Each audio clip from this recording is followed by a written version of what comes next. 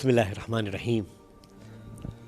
સૌથી પહેલાં તો જેટલા પણ આપણા જોવાવાળાઓ છે આ પ્રોગ્રામને, તેઓને પણ ફરીવાર ઈદ ગદીરની ખૂબ જ મુબારકબાદી પેશ કરતા ઈદવાની સાથે કે તમે ખુદા સલામત અને શાદો આબાદ રાખે ઇન્શાલ્લાહ. અને એવી જ રીતે તમારા બધાઓની ચહેરામાં તમે જે છે મુસ્કુરાહટ તમે રાખતા રહેજો ઇન્શાલ્લાહ.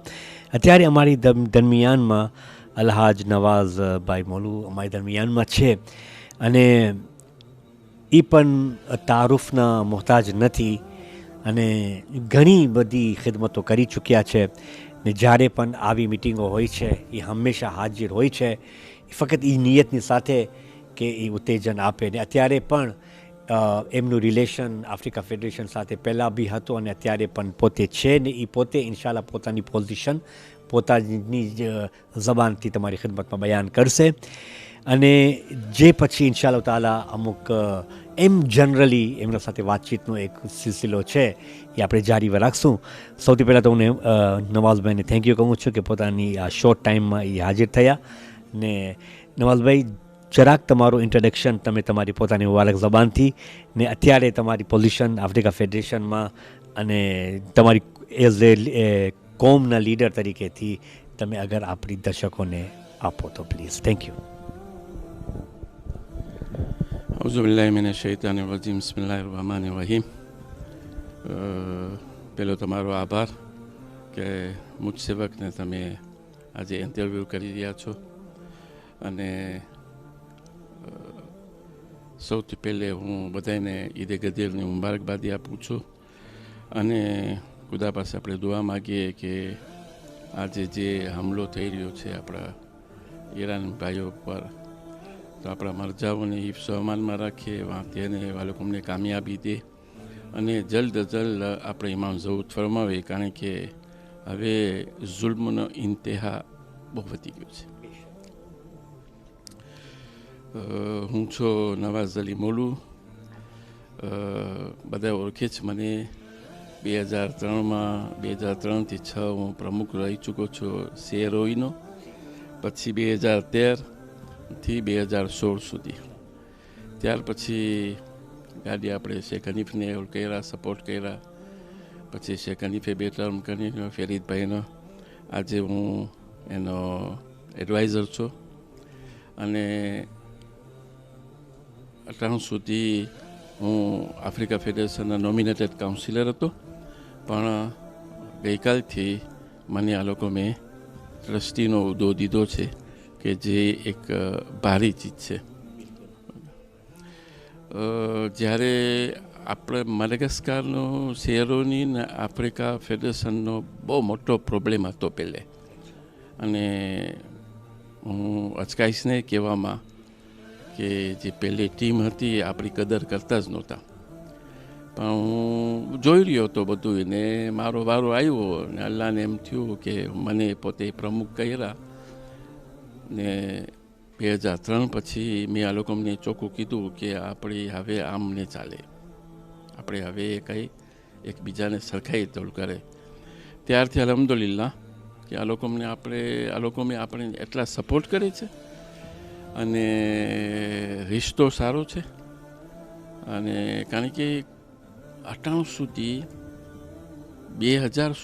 2003 સુધી માણસો એમ જ બોલતા હતા કે આફ્રિકા ફેડરેશન આપણે શું દીધું, ને હકીકતન છે રીઝન હતો લોકોને, પબ્લિકના રીઝન હતો, કારણ કે કંઈ આવતું નહોતું. પણ જ્યારે પહેલે વાવાઝોડું આવ્યું ને હું હતો ત્યારે વાવાઝોડું આવ્યું એટલે મેં લોકોને કીધું કે આ એક મોકો છે, હવે તમે શરૂ કરો કાંઈ, હવે અમે આ વટાણે અમને તમને અપીલ કરે છે. ત્યારે લોકો તે વખતમાં એ વટાણે મને $1,00,000 કાઢી દીધા હતા કે જે બધી અમે જે ફ્લડ થયું હતું બધા કોરે જ્યાં પાણી ભરાણું હતું બધાને મદદ નહીં કરી હતી. ખેર એ 2004 કે 2005માં બે. હા, ત્યારથી અલ્હમ્દુલિલ્લાહ પછી રિલેશન તો બહુ સારા છે અત્યાર સુધી.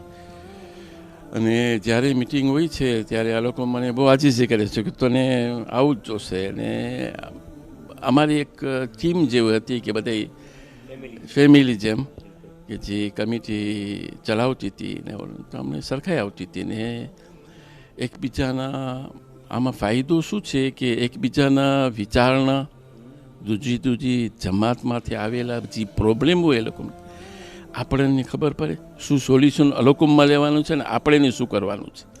કારણ કે બધા અટાણી વ્યાધિમાં છે. જે હમણાં ફરીદભાઈ કહી ગયા કે આ જવાનિયાને કેમ આપણે હવે ઉત્તેજન કેવી રીતે શું સિસ્ટમ આપણે વાપરે કે આ લોકોમાં હવે ઇમામવાડે આવતા થઈ જાય. અને આપણી કોમમાં એક ચીજ હું તમને કહી દઉં કે ડિસિપ્લિન નથી.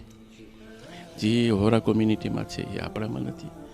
હવે આ ડિસિપ્લિન લાવવામાં ઘણી જાતનું હવે આપણે કંઈ એવો ડિસિઝન લેવો જોશે, તૈયાર ખરું ખપશે તો એ આવતા થશે. એકોરેથી આ ટેકનોલોજી બહુ ઝડપથી આગળ વધી જાય છે. હમણાં બસ અહીંયા મિટિંગમાં એ જ વાત થતી હતી કે આપણે હવે આઈને કેમ ઇસ્તેમાલ કરશું, ઇન્ટેલિજન્સ આર્ટિફિશિયલના કેમ ઇસ્તેમાલ કરો, આપ કેવી રીતે એને વપરાશમાં લેશું. અને લેવું જ જોશે કારણ કે એને બધું જલ્દી થાય છે. બધું આવા ટાણે મિનિટેસ એવા ટાણે 5 મિનિટમાં મિનિટેસ તમને આવી જાય છે. આ બધું ઓલું કરવાને હવે જવાનિયાના લોકોના વિચારણા બીજા છે.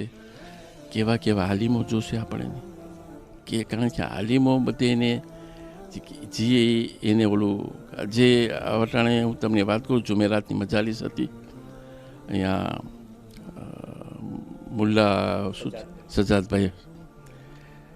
સજાદભાઈ શું છે એના નામ વાલજી એને મજાલીસ પઢાવી હતી. રિયલી આપણે એમ થાય કે જે હકીકત આપણા ઘરમાં થઈ રહ્યું છે અને આપણા ઇમામવાડામાં થઈ રહ્યું છે આ બધું બરાબર જ નથી.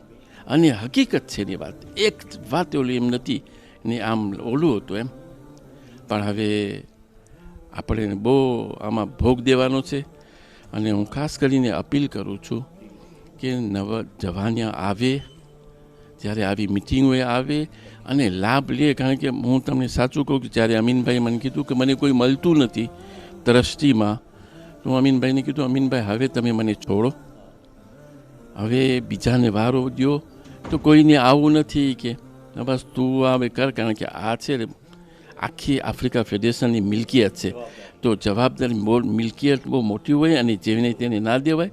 તો એમાં એ હિસાબે અનવરભાઈ ને તમે જોયા કે બધે મોટા હતા કે સજાદભાઈ હતા, સજાદ બાવઝી અને અનવરભાઈ ને બીજા હતા. તો મને આ લોકો સામેલ કર્યું કે મડગાસ્કરમાં તું અમને ખપશે. પણ નોર્મલી હું તો હજી ઉત્તેજન દઉં છું કે જવાનિયાઓ આવો તમે, હવે અમારી જગા લ્યો. હવે અમારી ઉંમરે મોટી થઈ ગઈ તો પછી આ ક્યારે તમે જગા લેશો, ક્યારે તમે જાગશો. પણ બસ દુઆ કરે કે આ જવાનિયાને કાંઈ આ લોકોને અલ્લાહ નેક તોફીક આપે ને આ લોકો કરે. હાલ અમે અપીલ કરી હતી ને છેલ્લી કોન્ફરન્સમાં મડગાસ્કરમાં મિટિંગમાં ચોખ્ખું કીધું હતું કે જેને આવવું હોય તો આક્સિયામ તરફથી ટિકિટમાં ઓલું થશે. પણ તોય હજી સુધી કોઈ ઓલું નથી, તૈયાર નથી. પણ જે આવે છે પછી આવે છે. Thank you very much. શુક્રિયા તમારી કે ઘણું કે તમે આ મેસેજ તમે પેશ કર્યા. પહેલાં તમે થેન્ક યુ.